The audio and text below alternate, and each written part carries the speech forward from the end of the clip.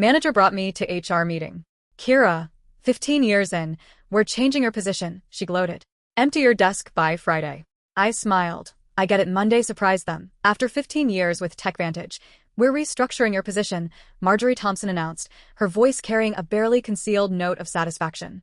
She sat across from me in the small conference room, flanked by Denise from HR, both of them wearing carefully crafted expressions of corporate regret. The company is moving in a new direction, Denise added, sliding a manila folder across the table. Your contributions have been valuable, but we're consolidating the research division under the product development team. I nodded thoughtfully, accepting the folder without opening it. Inside would be the standard severance package, 2 weeks for every year of service, continued health coverage for 3 months, and a list of career counseling resources I would never use. I completely understand, I replied, my voice steady. These decisions are never easy. Relief flashed across their faces. They'd clearly expected tears, protests, or anger. After all, I was a 55-year-old woman being pushed out of the tech industry, where youth was prized above experience. What they didn't know was that I had anticipated this moment for weeks, ever since a misdirected email thread had appeared in my inbox last month. We'd like you to clean out your desk by Friday, Marjorie continued, gaining confidence from my apparent acceptance. We'll need your key card, company laptop, and phone before you leave. Your team will be notified this afternoon. My team, 6 brilliant engineers I had personally recruited and mentored over the years, the same team that had helped me develop the distributed processing algorithm that now powered Vantage's flagship product, AccountSphere, accounting software used by over 40% of Fortune 500 companies. Of course, I said, rising from my chair. Is there anything else? They exchanged glances, clearly thrown by my composure. Marjorie recovered first. That's all for now. Thank you for making this professional. As I walked back to my office, I passed the glass-walled conference room where the executive team was meeting. Through the transparent barrier, I could see CEO Victor Lawson gesturing animatedly at a PowerPoint presentation titled Q3 Revenue Projections, the same Victor Lawson who had taken credit for my algorithm at last year's industry conference, referring to me only as one of our research team members. I closed my office door and pulled out my personal phone, sending a single text message. It's happening. Friday is my last day. The response came immediately. Perfect timing. Contracts are ready. Dinner tonight to finalize details. I smiled as I looked at the calendar on my desk. Today was Wednesday. Friday, I would leave Vantage for the last time, and Monday would be fascinating. That evening, I met Gregory Sullivan at Meridian, an upscale restaurant far from Vantage's headquarters. As the CEO of Precision Systems, Vantage's largest competitor, Gregory knew the value of discretion. He'd reserved a private dining alcove in the back, shielded from curious eyes by elegant Japanese screens. They actually did it, Gregory said, shaking his head after we ordered. I suspected they might, but to cut the very person who developed their core technology. Victor never understood what I actually created, I replied, sipping my water. He saw the implementation, the user interface, the marketing potential, but the underlying architecture, that was just tech stuff to him. The irony was almost too perfect. 3 months ago, I discovered the patent application for my distributed processing algorithm had never been filed by Vantage's legal team, an oversight they'd claimed when I inquired. They'd assured me they'd handle it immediately, but something about their response had seemed off, prompting me to check the company's internal documentation. That's when I found it, a strategy memo outlining plans to claim the algorithm as company-developed technology without specific inventor attribution. They'd planned to push me out before securing the patent, knowing intellectual property developed by employees typically belonged to the company. What Vantage didn't know was that I'd already been working on refinements to the algorithm on my own time, using my personal equipment. Those improvements, which dramatically increased processing efficiency by 43%, weren't covered by my employment agreement. I'd quietly filed for a patent under my own name last month, fully documented with timestamps and development logs that clearly showed the work was completed outside of company time. The patent had been granted with remarkable speed, thanks to Gregory's introduction to a top-tier IP attorney. All the paperwork is finalized, Gregory said, sliding a folder across the table. As soon as you sign, Precision Systems officially acquires exclusive licensing rights to your patent. The press release goes out Monday morning, announcing you as our new Chief Innovation Officer. I reviewed the documents carefully, though I'd already memorized the key terms, a 7-figure signing bonus, substantial equity in Precision Systems, and ongoing royalties from all products using my algorithm.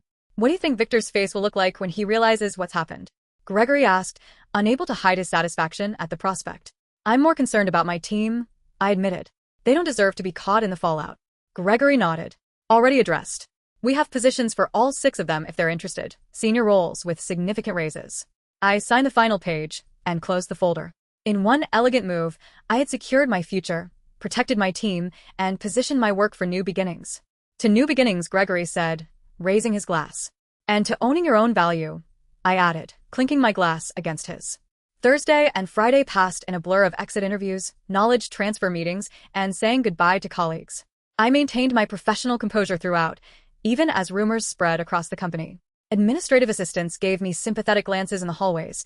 Junior developers approached awkwardly, asking if I'd provide LinkedIn recommendations before I left.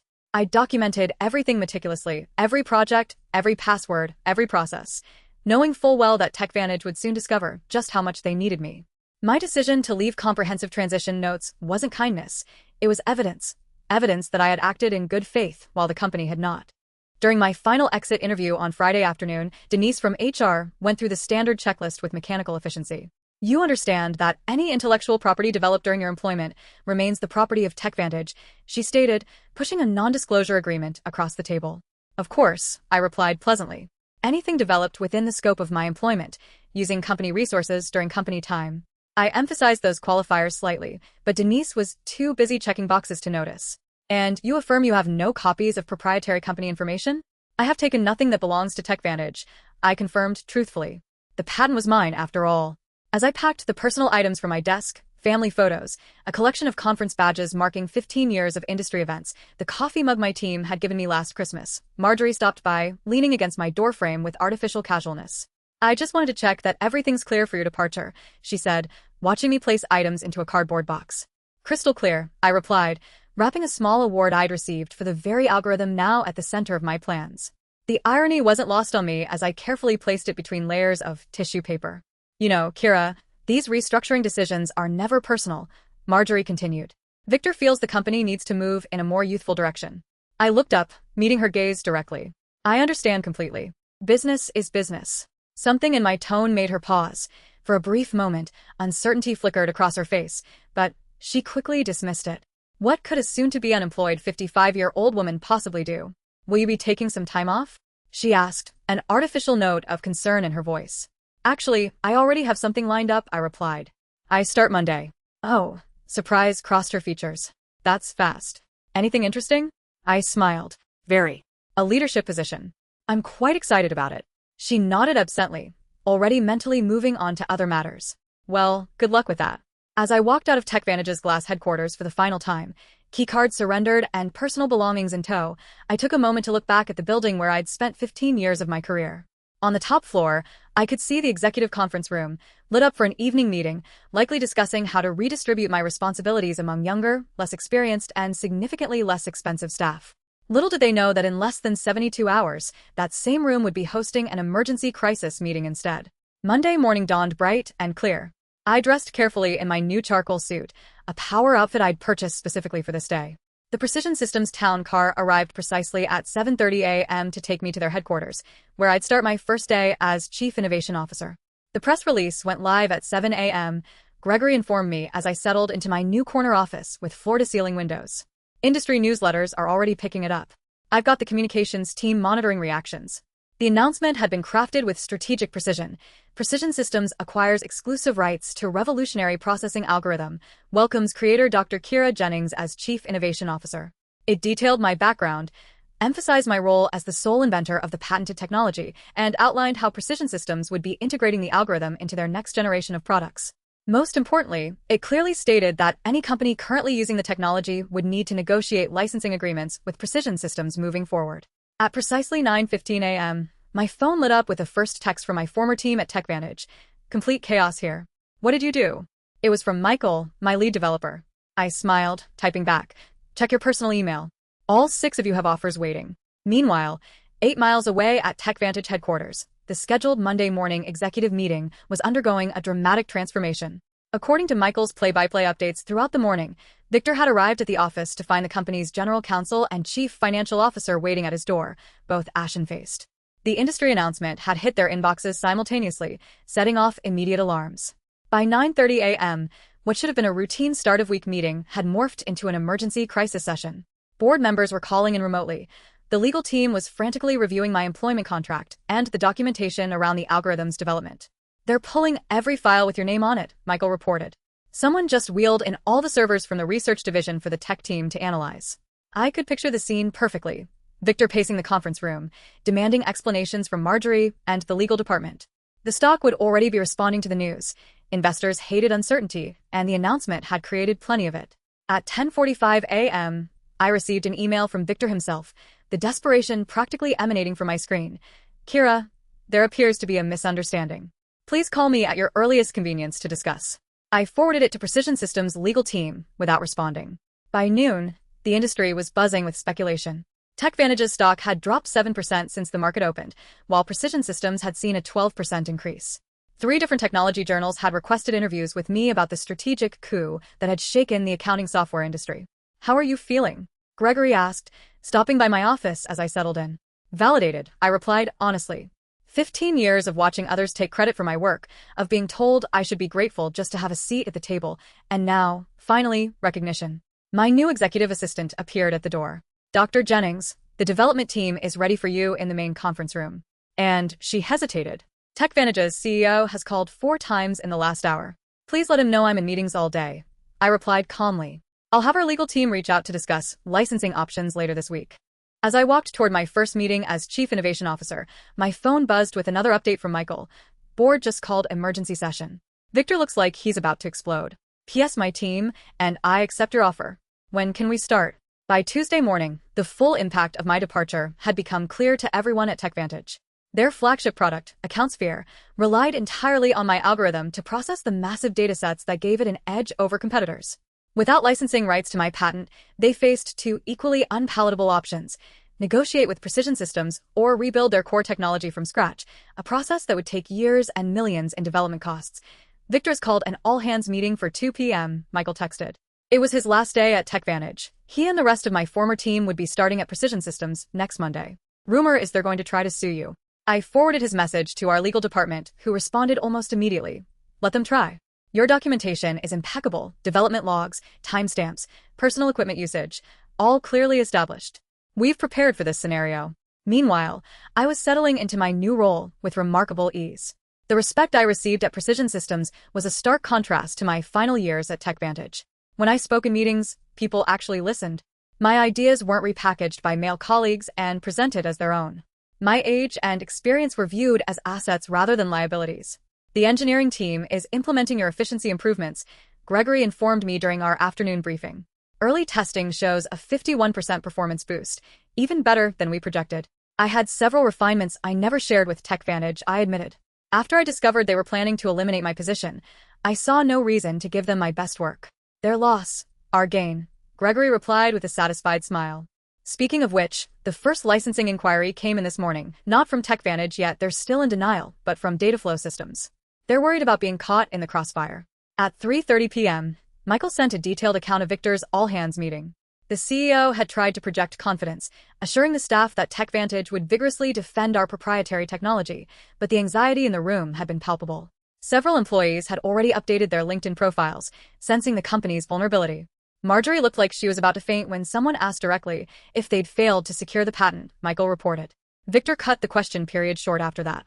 By Wednesday, the industry fallout had intensified. 2 major clients had contacted Precision Systems about switching from AccountSphere, concerned about TechVantage's ability to maintain the product without the algorithm's creator. Our stock had risen another 8%, while TechVantage's continued its decline.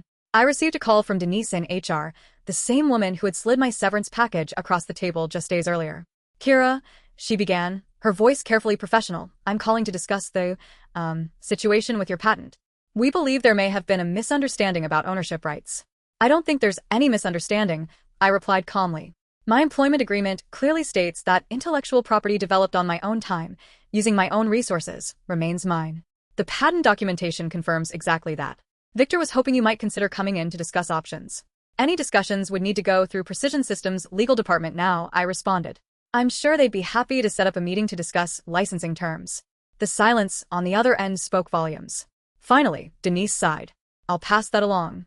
That afternoon, I led my first formal presentation to Precision Systems' board of directors, outlining our technology roadmap with my algorithm at its center. As I stood confidently at the head of the table, not hidden in the back, as I had been at TechVantage, I caught Gregory's approving nod. By Friday, just 1 week after I had walked out of TechVantage for the last time, the company had entered full crisis mode. Their stock had fallen 23% from Monday's opening bell, triggering concerned calls from major investors. Industry analysts were publishing speculative pieces with titles like "Can Vantage Survive the Algorithm Crisis?" and "How One Strategic Blunder May Cost a Tech Giant Everything." Through my industry contacts, I learned that Victor had finally acknowledged the severity of the situation to the board. Vantage would need to either license my algorithm from Precision Systems, likely at exorbitant rates that would devastate their profit margins, or undertake a complete rebuild of AccountSphere without using any technology covered by my patent.